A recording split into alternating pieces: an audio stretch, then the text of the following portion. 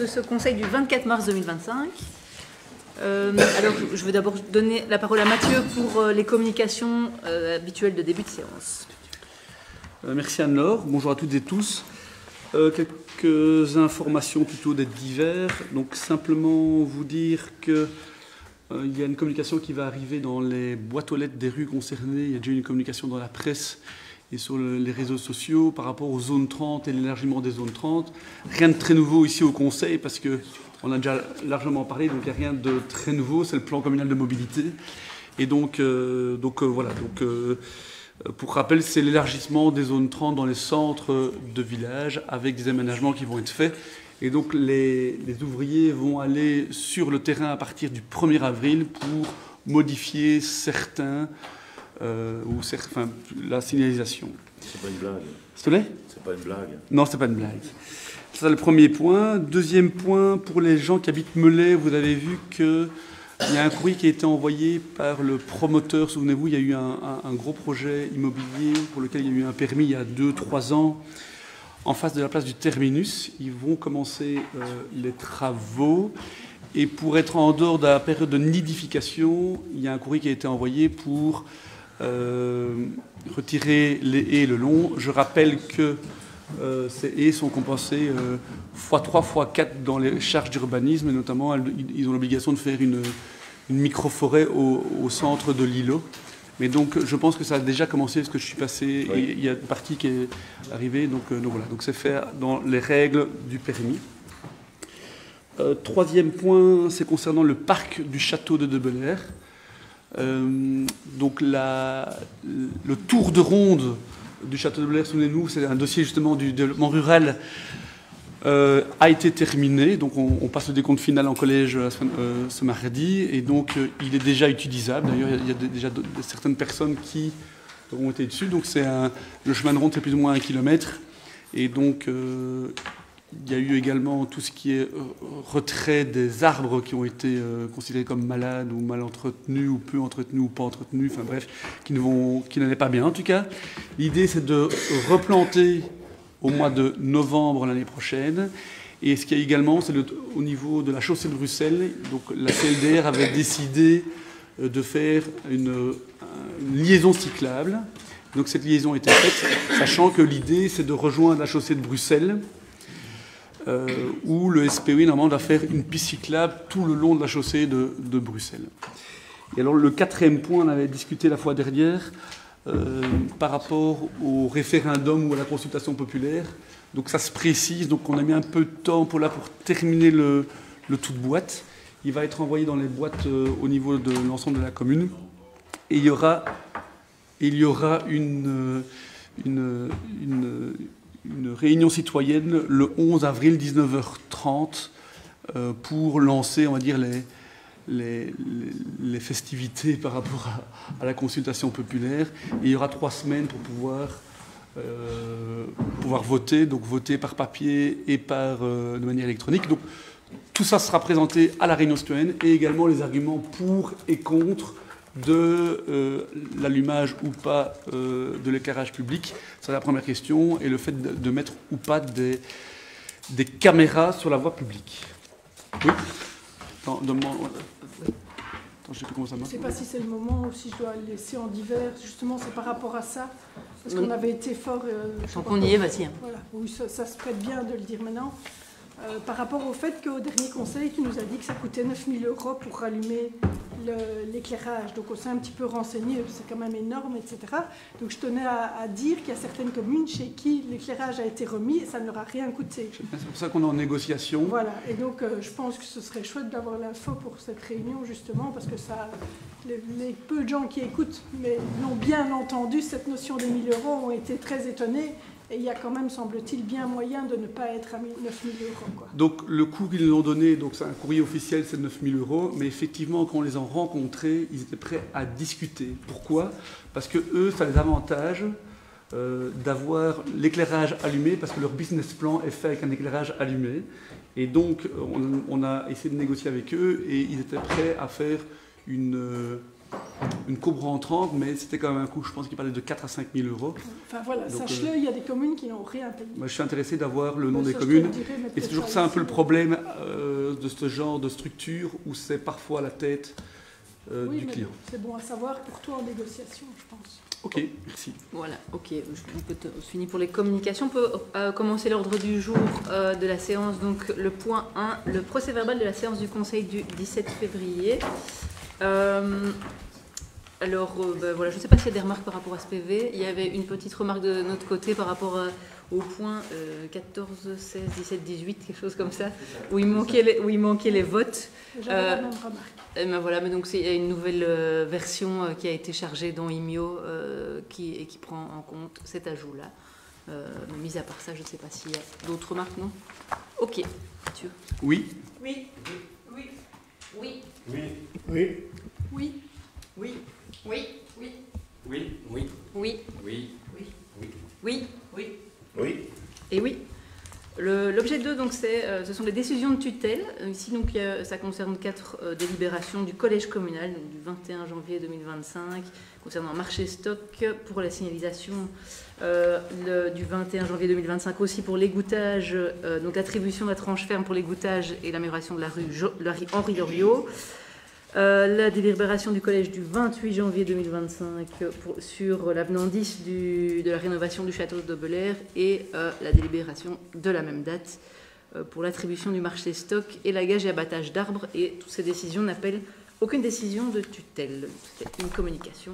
Donc on peut maintenant passer à l'objet numéro 3, donc qui concerne l'opération de développement rural et la présentation du rapport annuel.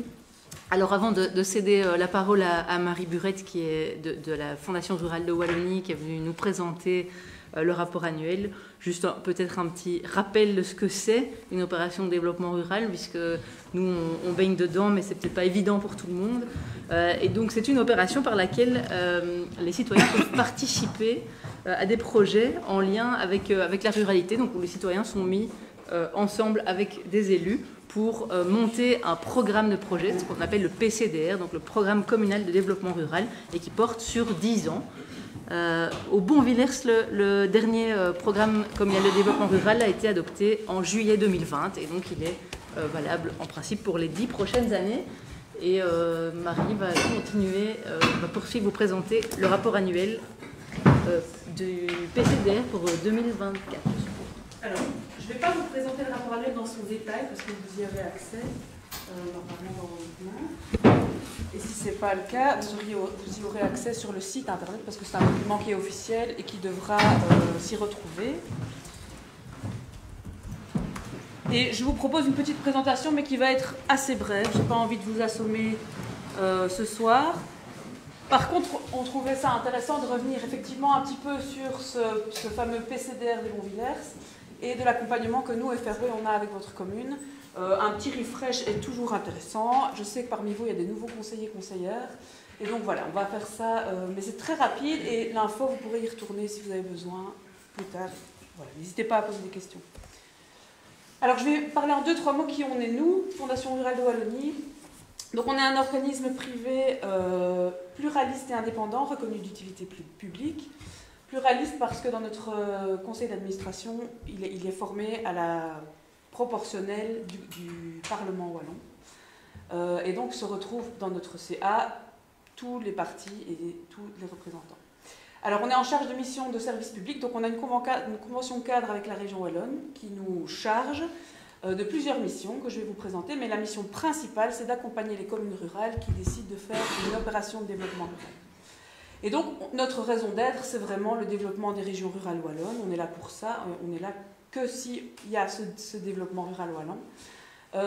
Et ça permet l'encadrement de projets aussi bien économiques que sociaux, que culturels, qu'environnementaux. Et donc, vous allez voir que cette opération de développement rural, ce n'est pas une politique qui est unisectorielle. On ne parle pas uniquement de mobilité, on ne parle pas uniquement de culture. On parle un peu de tout ça ensemble. Et donc, c'est un outil pour ça très intéressant.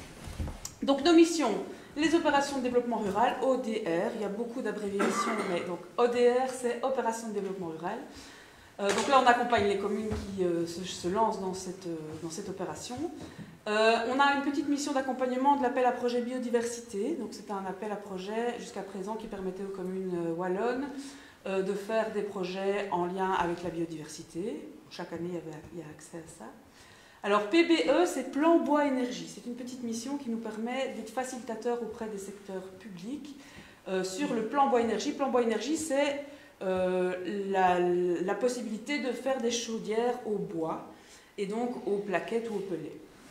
On a toutes sortes de missions d'expertise et alors on a un petit rôle dans l'interface leader. Ça, peut-être que vous avez déjà entendu parler du GAL, Pays des Quatre Bras, qui reprend votre commune, ainsi que Genappe et Villers-la-Ville. Eh bien, on a une petite mission d'accompagnement, mais qui est très légère.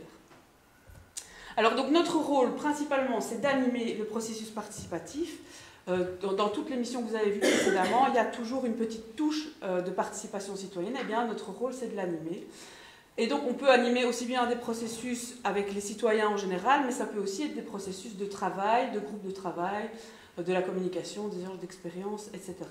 Alors, on a un rôle de conseil auprès des communes en matière de méthodologie, principalement pour les opérations de développement rural et les projets qui sont contenus dans ces opérations-là. Et puis, alors, on peut aider les communes à mettre en œuvre ces projets-là. Et enfin, on a un rôle de relais des préoccupations du local vers les niveaux supérieurs parce que ben voilà, notre métier, c'est un métier de terrain. On est assez bien au courant de ce qui se passe sur le terrain. Et donc, quand on peut, on remonte ces réalités-là au niveau supérieur. Alors, donc, par rapport à notre accompagnement, nous sommes 2 sur votre commune. Vous avez sûrement, très certainement dû, pour certains d'entre vous, croiser Martine Gilles, qui est ma collègue, qui ne peut pas être parmi nous ce soir, mais qui est ici sur la commune des Bonvillers depuis des années, parce que vous n'en êtes pas à votre première opération. Vous en êtes à votre 2e opération. Et donc, Martine est là depuis le début. Et moi, je l'ai rejoint il n'y a pas si longtemps, il y a quelques années. Voilà, ça c'est tous mes autres collègues. Donc notre bureau, il est à Louvain-la-Neuve et on s'occupe d'un territoire qui reprend le Brabant wallon et les communes limitrophes. Donc toutes les communes en vert que vous voyez là sont des communes qui font une opération de développement rural avec nous. Alors donc justement, cette opération de développement rural, c'est quoi? Donc c'est bien un processus participatif qui vise à mettre en œuvre un programme communal de développement rural. Deuxième belle acronyme de la soirée, PCDR. Donc, Programme communal de développement rural. Et ce PCDR, c'est donc un outil communal. Ça reprend un diagnostic de territoire, suivi d'objectifs clairs et puis de projets à mettre en œuvre pour 10 ans. Donc, c'est vraiment un outil qui se travaille sur de nombreuses années.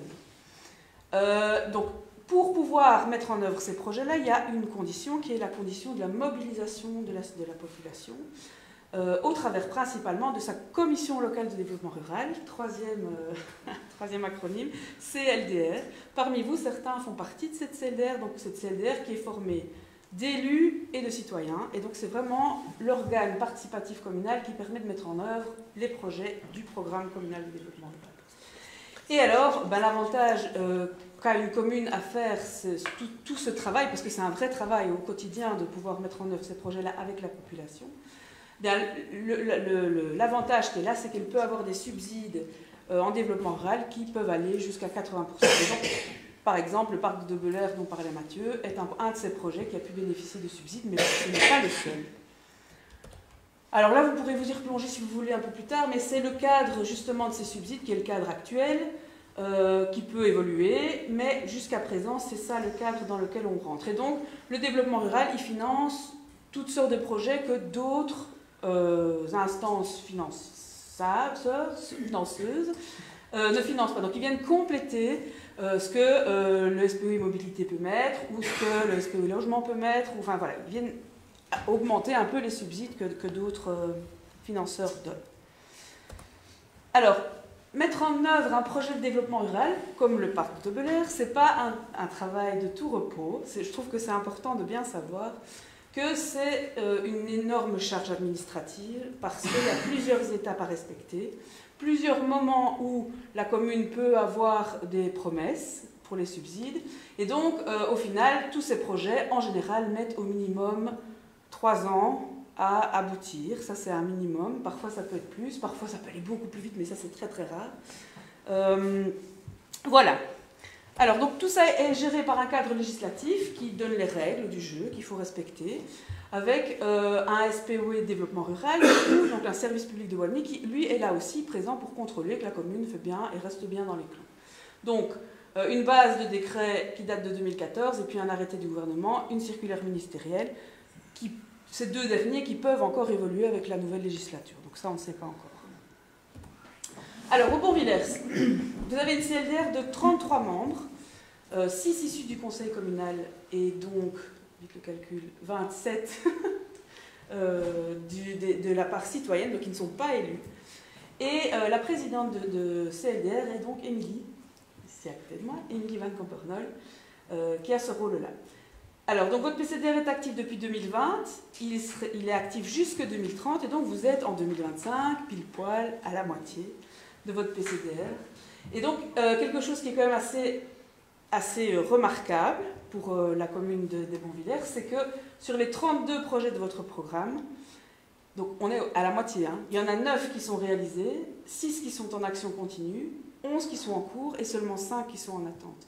Et donc c'est quand même quelque chose d'assez remarquable. Ce n'est pas toutes les communes qui ont cette situation-là, donc je trouve que c'est quand même important de le dire.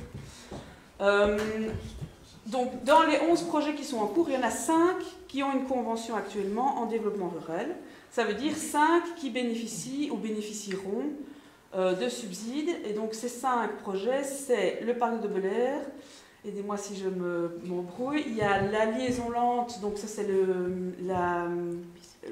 lien principalement piéton entre la commune et la Sainte, c'est ça, je ne me trompe pas. La rue Jean-Baptiste. Oui, le lieu de je ne sais plus comment ça s'appelle. Le lieu d'activité citoyenne. Les 2 fiches du complexe. Et alors les 2 fiches du complexe sportif. Donc au complexe sportif, il y a la zone polyvalente parking et puis l'espace de jeu. Voilà. Donc ça, ce sont les 5 projets qui sont en développement rural actuellement. Alors autre chose, vous avez déjà mené une première fois un budget participatif en 2022. Donc budget participatif, c'est un budget alloué par la région wallonne et la commune qui permet des réalisations portées, proposées par des associations, des groupes de citoyens, des petits budgets en général, mais qui permettent de faire des choses importantes pour les gens. Donc 2022, vous avez déjà eu un budget participatif. Il y en a un qui doit se préparer en 2025 également. Je pense que c'est à l'heure du jour aujourd'hui. C'est ça, hein, voilà, c'est ça. C'est ça. Et alors, pour terminer, je vous rappelle que toutes ces infos sont sur le site lbv2030.info. Et donc, sur ce site-là, vous retrouverez non seulement les projets, les 32 projets du PCDR sont dessus, il y a aussi la composition de la CLDR, il y a aussi les rapports annuels, année après année, qui s'y retrouvent. Donc, c'est un site où toute l'info se retrouve, si vous en avez besoin. Et alors, pour le budget participatif, assez rapidement, vous aurez aussi de l'info sur le site participation.frui.be. Enfin, tout ça, quoi. Je ne vais pas tout dire. Voilà, je ne vais pas vous tenir plus longtemps, mais je suis prête à répondre à vos questions si vous en avez. Merci Marie pour cette présentation. C'est vrai que je pensais quand tu présentais au temps que ça dure, et c'est vrai que c'est un peu frustrant. Et en préparant la séance, justement, j'ai envoyé les documents préparatoires pour le château de Belair, et ils dataient tous de 2020, donc ça fait 5 ans qu'on est sur ce projet, et il se termine enfin. Après, il y a eu le Covid aussi n'a pas aidé, oui, bien sûr. Le Covid n'a pas notamment, aidé. et puis aussi il y a la nature, abattre les arbres, il fallait attendre, on sort de période de nidification. Mais bon, ça prend du temps. Est-ce qu'il y a des questions par rapport à... Oui. Oui, je vais profiter que Marie est là, puisqu'on en avait parlé au précédent conseil, par rapport donc à la composition de la CLDR et de la composante citoyenne. On remarque chez nous donc, que parfois l'engouement baisse un peu. Et donc, il avait été fait remarquer par le collège que c'était lié aussi à la lourdeur des procédures administratives. Est-ce qu'il y a un indice qui nous dit que ça va changer à l'avenir, qu'on va pouvoir recruter un peu plus facilement? Non, en tout cas, moi, je n'en connais pas. Je sais que c'est dans les mains de la ministre. Donc, elle réfléchit. Hein, ce que je sais, elle réfléchit à la manière dont elle voudrait que les choses soient à l'avenir. Mais je ne sais pas du tout pour qui ça réfléchit. Ça, je ne peux pas vous dire. Mais cette lourdeur, elle est en même temps pour tout le monde. Mais oui, mais pour les SPW, quoi. Oui. Voilà, c'est pas envie de plus. Merci. C'est c'était tout. Ok, super. Mais donc, je propose qu'on passe il y a un vote pour ça. Approbation donc, du rapport annuel 2025. Marie a passé en revue les projets, les différents projets vite fait. Après, ça ne sert à rien d'aller dans les détails non plus. Ils ont été présentés en CLDR. Ils ont été effectivement présentés en CLDR et à de nombreuses reprises depuis 2020. Donc voilà. Donc Mathieu. Oui. Oui. Oui. Oui. Oui. Oui. Oui. Oui. Oui. Oui. Oui. Oui. Oui. Oui. Oui. Oui. Oui. Oui. Oui. Et oui.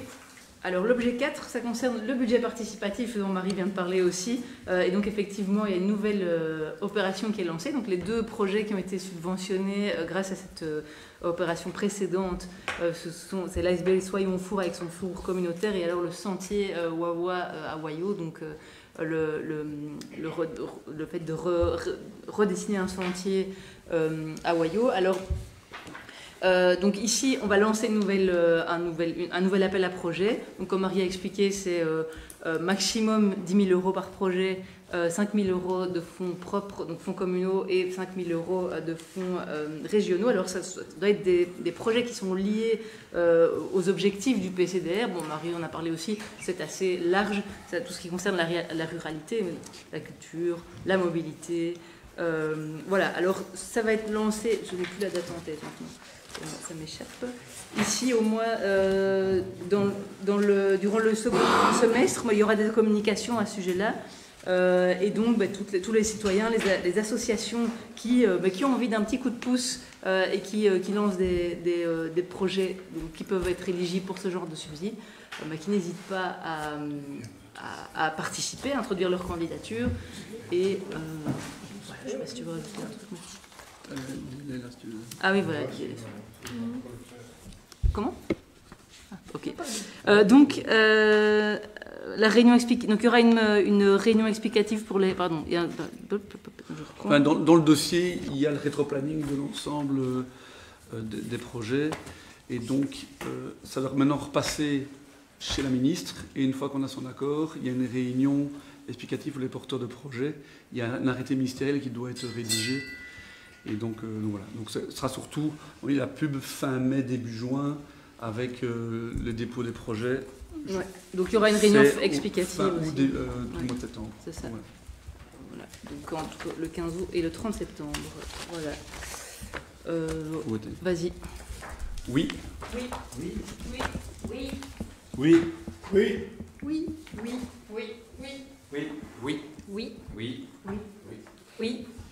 Oui. Et oui. Alors le point 5, ça concerne une interpellation citoyenne, mais le citoyen en question n'est pas là. Donc je pense qu'on peut... On va passer au point suivant. L'objet 6, donc le règlement taxe sur les mâts, pylônes ou antennes affectées à un système global de communication mobile. Mathieu.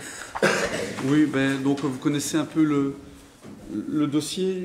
Donc le gouvernement wallon négocie avec les opérateurs Proximus, Orange et Digi maintenant, même si Digi n'est pas dans la négociation pour ce dossier-là. En gros, le gouvernement wallon dit on force les communes à ne pas taxer les antennes et en contrepartie, vous nous donnez de l'argent pour faire un droit de tirage pour les communes et en contrepartie, vous continuez à investir dans les zones blanches, là où ce n'est pas rentable d'investir. Et donc, en fait, il y a eu un accord top 3, on appelle ça pour les initiés, qui a eu lieu fin de l'année passée ou mi de l'année passée. Et donc, le droit de tirage va arriver dans les communes à partir de 2025, mais il y a toujours une année de décalage donc pour 2024. Pour pouvoir obtenir ce droit de tirage, on est obligé de retirer la taxe. Et si jamais on mettait une taxe, le gouvernement, et à travers son ministre, il abrogerait la taxe qu'on aurait mise, vu que dans l'accord, il peut utiliser son pouvoir de tutelle pour retirer cette taxe. J'en profite également pour vous dire, comme j'avais dit, donc l'antenne 5G à Villers-Perron a bien été mise, comme c'était marqué dans le bulletin communal, que les différentes options de pouvoir calculer le taux d'émission pour voir si ça respecte le décret, notre conseillère en environnement a bien pris les contacts pour pouvoir faire le nécessaire. On est la première commune à le faire alors qu'on est une des dernières communes à avoir la 5G en Wallonie, vu que ça a avancé quand même pas mal ailleurs. Et également, on a eu un rendez-vous avec Proximus, vendredi il y a 2 semaines, je pense, Jean-Jacques, pour pouvoir mettre une nouvelle antenne sur Rêve. Pas une antenne 5G, mais bien une antenne plutôt pour le 3G, et donc pour l'appel en tant que tel. Les Rêvois et Pontacelle et toute cette patate qu'ils appellent ça, donc du golfe de Pierrepont à Rêve, en allant jusqu'à Pontacelle, il y a vraiment un problème de réseau de manière globale, donc on est souvent interpellé par rapport à ça, à la fois directement Proximus et à la fois nous communes, et donc on a relayé à chaque fois. Donc cela nécessite de mettre une antenne. Si une antenne il y aura une réunion citoyenne, dans tous les cas, s'il y a une localisation. La localisation retenue au départ par Proximus, c'était l'église de Rêve, mais nous avons mis un désaccord par rapport à ça. Il y a eu 2 autres endroits qui ont été mis sur la table, à la fois le Reciparc, mais ça à côté d'une crèche, donc on se dit qu'est-ce que c'est, et à la fois le cimetière. Et le cimetière, ce serait la meilleure place pour Proximus. Alors le cimetière, c'est bien, parce qu'il y a peu de gens vivants qui habitent, et donc ça a moins d'impact. Par contre, paysagèrement parlant, fatalement, il y aura une antenne dans le paysage. Donc voilà. Ah, c'est pour toi, ok, d'accord. Donc voilà, et donc pour l'instant, le collège, on est plutôt à dire le cimetière, en se disant que globalement, ce sera socialement mieux accepté là-bas, même s'il n'y a pas encore de décision prise. Et de toute façon, il y aura une réunion citoyenne par rapport à ça. On va vraiment dans les plans de Proximus que Rêve, là, c'est pas anodin quand les Rêvois disent qu'ils n'ont pas, quand ils sont en voiture ou qu'ils sont chez eux, qu'ils doivent sortir de chez eux, ils n'ont pas de 3G, ils n'ont que du 2G là-bas, la plupart des gens. Il y a certaines personnes qui ont du 3G quand ils sortent de chez eux. Le 4G n'ont pas, le 5G, n'en parlons même pas. Donc voilà. Et alors, on a eu également avec Proximus la réunion par rapport au fait que je vous avais parlé que Proximus voulait mettre de la fibre optique au niveau de l'ensemble de la Wallonie. Et alors, les plans sont revus un petit peu pour l'instant parce qu'il y a un nouveau opérateur qui s'appelle Digi qui est arrivé, qui veut mettre de la fibre optique, mais uniquement dans les beaux morceaux, donc c'est-à-dire dans le milieu urbain, ce qui est rentable. Et finalement, Proximus, c'est une entreprise publique, même s'ils doivent faire du bénéfice, mais ils ont une obligation de faire à la fois sur du rural sur le milieu rural qui est moins rentable parce qu'il y a moins de clients que dans le milieu urbain. Donc pour l'instant, ils nous ont dit gentiment que tout était staté au niveau de la Wallonie pour trouver un accord avec Orange et Digi, afin que Digi prenne sa part, ou alors empêcher Digi de ne prendre que la bonne part, parce que fatalement, si l'opérateur, si Proximus, si on ne choisit que les bonnes parts, on ne met que là où il y a du monde, donc c'est-à-dire Bruxelles, Charleroi-Ville ou des choses comme ça, on ne met pas où il faut déployer du câble, même en aérien, mais ça coûte quand même de l'argent. Donc voilà, ça c'était pour l'exégèse par rapport au règlement de taxe, mais ici c'est l'abrogation du règlement de taxe. Anne-Laure. Oui. Moi j'ai rien à rajouter, je pense que s'il y a des questions... Non, je voulais simplement faire une remarque par rapport à l'installation de nouvelles antennes. Je me souviens, à l'époque, tu t'en souviens certainement, d'une polémique par rapport, je crois, au renforcement d'une antenne, justement, dans le clocher de l'église de Villers-Pérouin. Et donc, ce serait quand même intéressant, à côté de la consultation ou des renseignements fournis par les opérateurs, de suivre aussi les recommandations de l'ICEP, parce que je me souviens à ce moment-là, paradoxalement, les gens pensent que plus l'antenne est proche de chez eux et plus elle peut créer des effets nocifs. Et en fait, il y a une espèce de parapluie. Et donc, il vaut parfois mieux qu'elle soit au centre d'un village, je ne sais pas si vous vous souvenez de ces analyses-là, que d'avoir la fausse sécurité de l'avoir loin et que les ondes... donc je pense que ça vaudrait quand même la peine... Mais donc, ce qui est prévu par rapport sauf, si ça a évidemment déjà été fait, mais... En tout cas, c'était la théorie de l'époque, en tout cas. Ça n'a pas été communiqué en tant que tel, les recommandations. Je ne les connais pas par cœur. Par contre, ce qui est vrai, c'est qu'on applique le décret lié à l'ICEP qui permet de faire, dès l'installation, donc dans les 3 mois, le calcul des ondes ionisantes et donc de vérifier à certains points qu'on respecte bien les valeurs du décret. Et ensuite, il est permis une deuxième partie dans le décret, c'est que chaque année, on peut vérifier si ces ondes sont toujours au même degré. Donc, il faut savoir que les 5G mis en Wallonie sont en deçà des valeurs prévues dans le décret. Et donc, l'ICEP va le faire pour rassurer tout le monde, mais ils disent déjà, connaissant le matériel, etc., pour nous, ce sera en deçà de la valeur, la valeur prévue dans le décret en région. Si je peux me permettre encore une réflexion, ce sont les mêmes citoyens, et j'en fais partie, qui ne veulent pas des antennes et qui sont les premiers à rouspéter quand ils ne savent pas travailler avec leur smartphone, qui aujourd'hui sont de véritables ordinateurs. Donc il faut savoir, effectivement, si tu nous dis que le danger global est bien maîtrisé et bien mesuré, je pense que... En fait, moi, En fait, je respecte juste le décret. Donc, le décret a mis des valeurs seuil après des centaines d'heures d'audition, etc. Ouais. Et donc, nous, on doit juste vérifier qu'ils rentrent dans le décret. Et donc, en fait, on ne donne même pas d'autorisation. En fait, ils doivent mettre leur nom, leur prénom, quel type de société demande. Ils doivent le faire en même temps. Et ils doivent mettre 2-3 informations, le type de matériel. Et nous, on n'a pas de pouvoir décisionnel, on doit juste voir si le dossier est rempli, oui ou non. Et donc, ils mettent d'office, donc c'est un permis de classe 3, et donc on n'a pas interprété le décret. Par contre, on applique le décret, et on a la première commune à le faire, donc l'ICEP est tout emballé de le faire, parce qu'ils peuvent mettre leur ingénieur sur...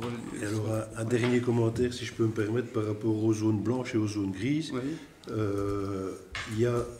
Il y avait toujours, à Pont-à-Celle, une zone blanche assez importante qui mettait en difficulté les agents de notre zone de police quand ils passaient par ce territoire-là. Et bon, comme on participe à la même zone de police, je suppose que la réflexion qui est portée par rapport aux zones blanches au niveau abrogation est aussi faite, je dirais, en collaboration avec la commune de Pont-à-Celle pour que notre zone de police s'en trouve bénéficiaire en matière de transmission des informations. Mais donc, la zone, ça a été réglé, le problème de la zone de police à Pont-à-Celle, parce qu'il y a eu une fusillade il y a 5 ans où les policiers ne savaient pas communiquer entre eux. Donc, c'est le fédéral qui devait payer, puis on a décidé, on prend en charge, on ne va pas prendre le risque que les policiers ne savent pas. Oui, c'est Astrid. Donc, c'est le réseau Astrid, donc il y a bien une antenne maintenant à Pont-à-Celle centre.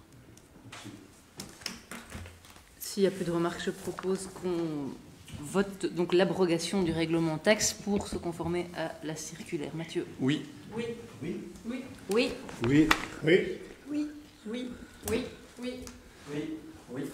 Oui. Oui. Oui. Oui. Oui. Et oui.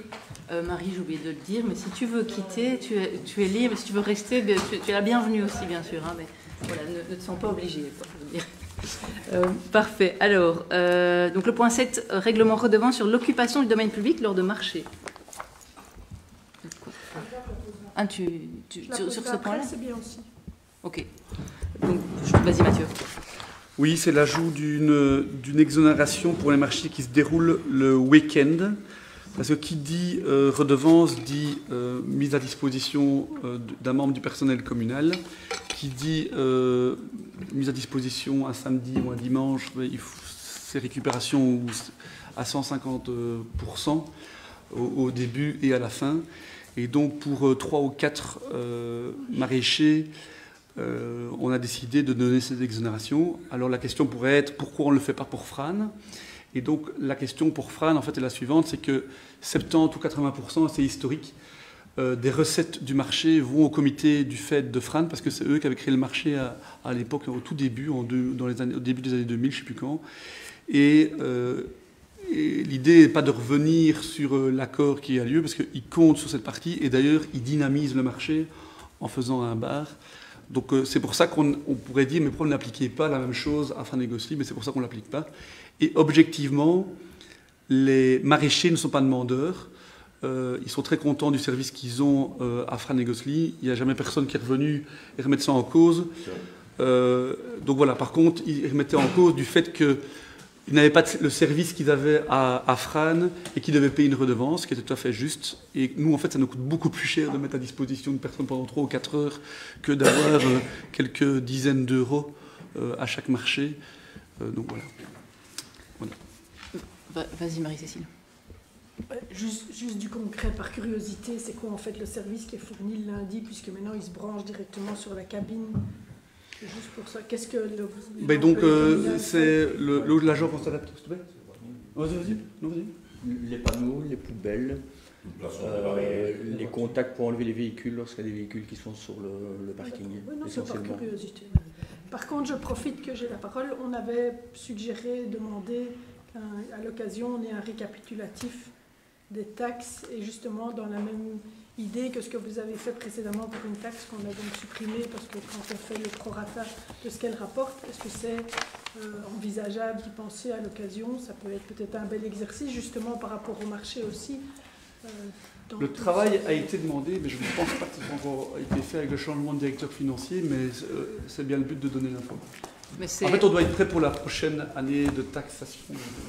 C'est noté en tout cas. Merci beaucoup. Le suivi, voilà. Merci beaucoup. Donc on va voter pour le point 7, donc l'adoption du règlement redevance et donc l'exonération pour le marché de Villers-Perrouin. Oui. Oui. Oui. Oui. Oui. Oui. Oui. Oui. Oui. Oui. Oui. Oui. Oui. Oui. Oui. Oui. Oui. Oui. Et oui. Objet 8, compte de fin de gestion du directeur financier sortant. Mathieu. Qu'est-ce que je peux dire par rapport à ça? Vous savez que notre directeur financier, qui est en titre, est parti de la commune pour rejoindre le CPS de Portacelle, et donc il a été remplacé par une directrice financière faisant fonction à la commune de Montvillers. Et donc le Code de la démocratie locale demande de faire un compte de fin de gestion. Donc en fait c'est une photographie où les deux directeurs financiers se sont mis d'accord sur la photographie. C'est si jamais il faut revenir, qu'il y aurait un problème sur des comptes, etc. Jusqu'au quand, qui est responsable de cela. Voilà. C'est vraiment quelque chose de très administratif et très pompeux comme document. Je ne sais pas si vous l'avez pu le parcourir. Voilà. S'il n'y a pas de questions sur les détails de ce compte de fin de gestion, je propose qu'on vote, Mathieu. Oui. Oui. Oui. Oui. Oui. Oui. Oui. Oui. Oui. Oui. Oui. Oui. Oui. Oui. Oui. Oui. Oui. Et oui. Le point 9, fabrique d'église de Sainte-Vierge à Waillot. Alors, ça concerne la modification budgétaire numéro 1 pour l'exercice 2025. Alors, cette modification présente donc une augmentation assez importante de la dotation communale, donc plus 58%. Donc on propose ici de ne pas approuver cette modification budgétaire. Alors pourquoi ? Parce qu'en fait ce sont des montants qui sont demandés en plus parce que la fabrique d'église a décidé d'augmenter le nombre de messes qui sont effectuées à Waillot et donc aussi mais notamment d'augmenter les prestations de l'organiste, des prestations des frais d'électricité et ce genre de choses, alors qu'il avait été donc demandé à toutes les organismes publics qui reçoivent une dotation de la commune, mais de garder quand même sous contrôle les dépenses et de se conformer à une indexation, je veux dire, à prendre en compte une indexation annuelle de la dotation communale et donc d'essayer de réduire les dépenses pour ne pas dépasser cette indexation. Or, là, force est de constater que ça dépasse un petit peu ce qui leur avait été demandé. Et donc, Jean-Jacques va prendre son bâton de pèlerin, comme on disait tout à l'heure, c'était le cas de le dire, pour aller les rencontrer, voir comment on peut trouver un compromis et réduire en tout cas cette augmentation de dotation de la part communale. Je rappelle, la trajectoire budgétaire avait pris en compte le montant en 2025 et l'idée c'est que la trajectoire ce soit le montant 2024-2025 parce que c'est chaque fois 2 années qui sont... Enfin, il faut garder 2 années de budget d'une fabrique d'église pour savoir plus ou moins la moyenne auquel on ajoute 2% chaque année. Comme on l'impose à la RCA, comme on l'impose au CPS, on l'impose aussi aux fabriques d'église. La différence ici c'est que un budget de fabrique d'église, en fait, les fabriciens arrivent, vous le donnent, et après, le processus s'enchaîne. Après, voilà, l'idée, c'est de discuter, donc on n'est pas non plus... on parle de 4 000 €, ce n'est que 4 000 €, mais l'idée, c'est aussi de marquer le coup qu'on a une trajectoire à tenir et qu'on compte s'y tenir. Donc voilà. Oui, je voulais aussi rappeler peut-être le rôle d'une fabrique d'église, parce que pour les gens qui ne sont pas, qui nous regarderaient peut-être pour la première fois sur Facebook ou qui ne sont pas habitués, mais donc il y en a une par paroisse, donc ça veut dire que chez nous il y en a quand même 5.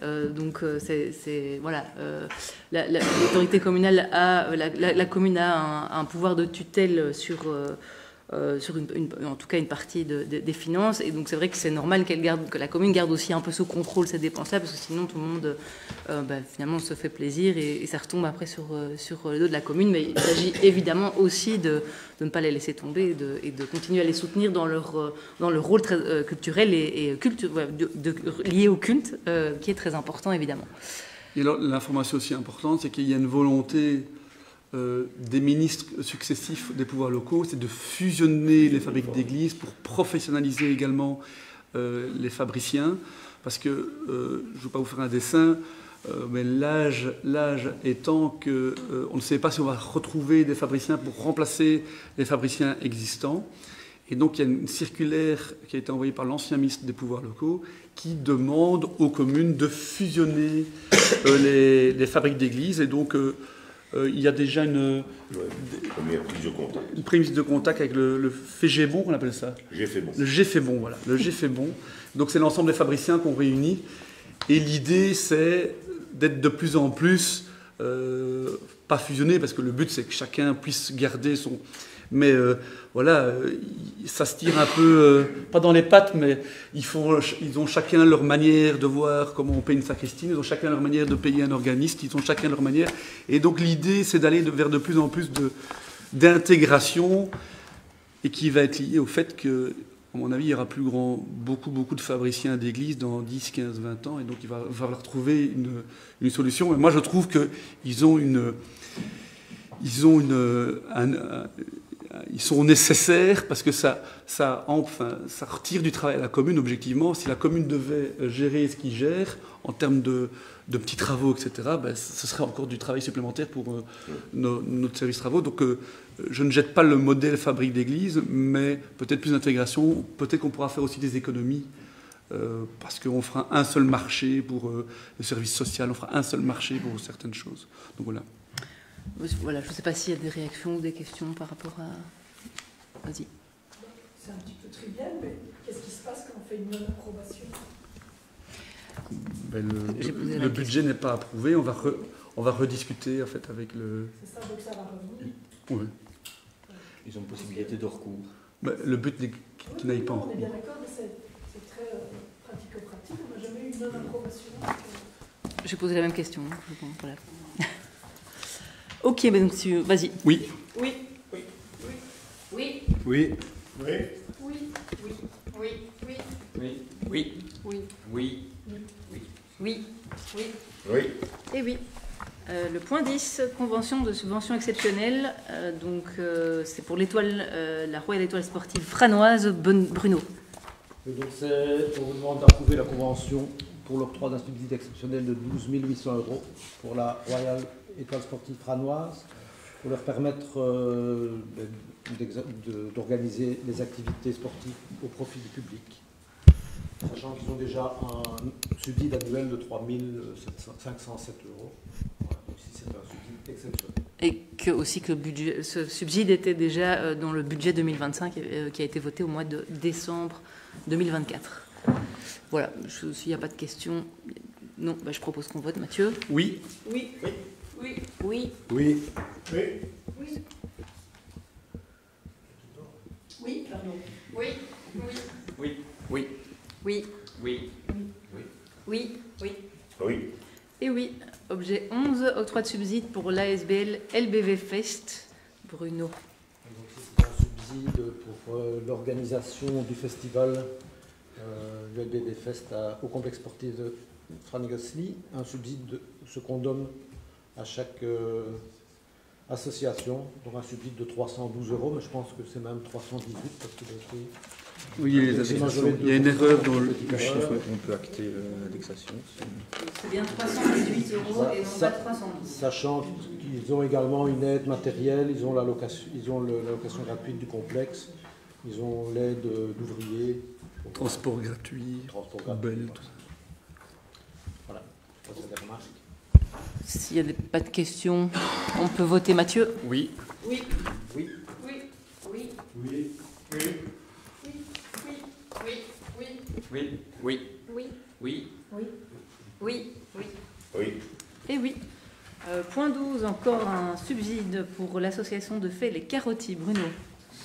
Ici, c'est pour l'association Les Carottis. Ils sont occupés à travailler sur une sculpture qu'on va placer sur le rond-point de l'avenue Stassard et de chaussée de Bruxelles à Melay. Ils avaient déjà eu un subside de 5 000 € pour le matériel. Et ici, ils ont eu un petit problème avec la machine. Donc, c'est une réparation de la machine. Ils demandent un subside de 500 €, mais on vient de recevoir la facture qui est en fait, je pense, entre 190 et 200 €. Je ne sais plus exactement. 198. 198 €. Oui. Voilà. Donc on leur donnera que... On leur donnera 198. Voilà. Ouais. D'accord. Oui, voilà, je ne sais pas si vous avez des réactions. Mathieu? Oui. Oui. Oui. Oui. Oui. Oui. Oui. Oui. Oui. Oui. Oui. Oui. Oui. Oui. Oui. Oui. Et oui.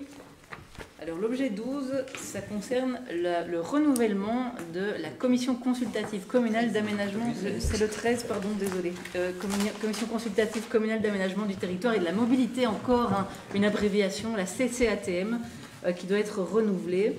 Alors qu'est-ce que c'est la CCATM?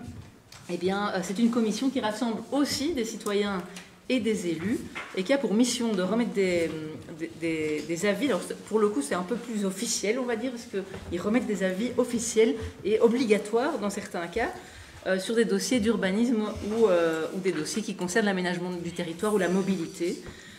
Donc, c'est obligatoire dans certains cas, facultatif dans d'autres, et de toute façon, d'initiative, la CCATM peut toujours rendre un avis. Donc ici, on va renouveler la partie citoyenne. Donc il y a 8 membres plus le président. Et dans les 8 membres, il y a 6 citoyens, 6 effectifs et 6 suppléants. Et donc voilà, on vote par bulletin secret puisque j'en fais la demande pour on va commencer par voter pour le président. Quand Bernard aura fini de distribuer les petits... Bernard, tu confirmes qu'il faut voter que pour une seule personne? Oui. Il n'y a qu'un seul président, donc c'est logique. Voilà, donc il y a 2 candidatures pour la présidence.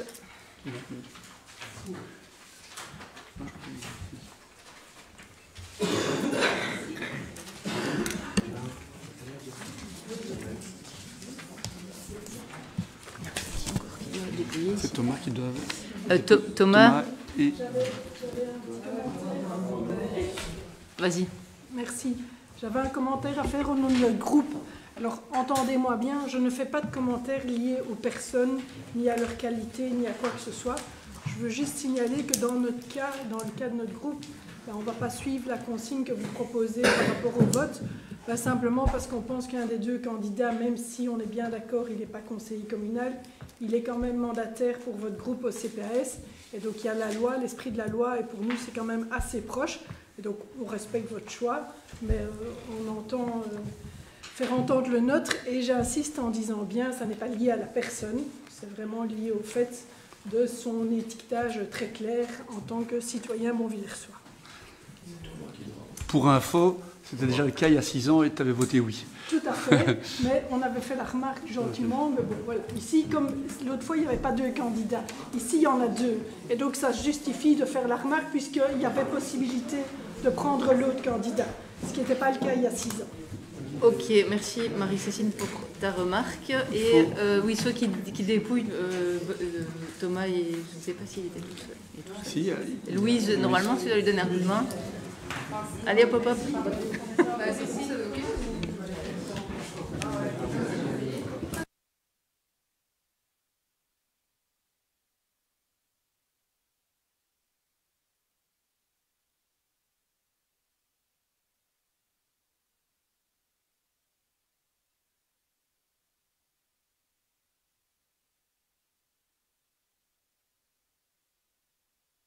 Peut-être la consigne de vote, Ouais. le signe effectif. Alors, donc là, pendant qu'il dépouille pour le vote du président, le bulletin suivant concerne les effectifs. Donc, il y a 6 croix à mettre pour les membres effectifs de la commission consultative communale d'aménagement du territoire et de la mobilité. Et puis, il y aura un autre bulletin avec de nouveau 6 croix à mettre, mais cette fois pour les membres suppléants. Et puis, quand on aura terminé de voter et de dépouiller, j'annoncerai les résultats.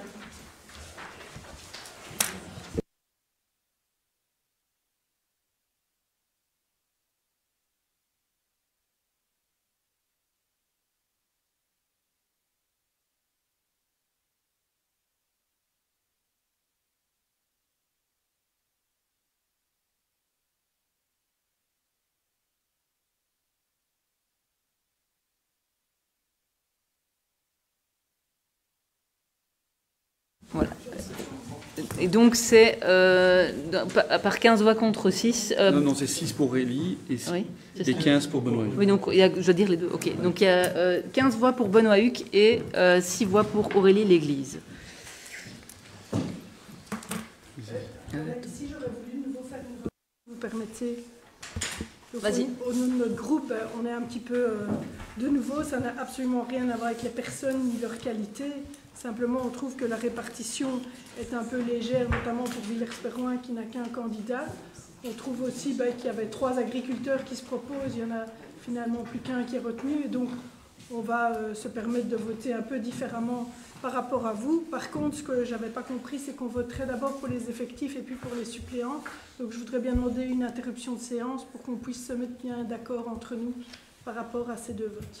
Je n'ai pas de souci avec ça, Voilà. pas de problème. Ça va ? La séance est donc interrompue. Voilà. Merci. Je ne sais pas si on doit sortir. Dans ce cas-là, c'est nous qui sortons.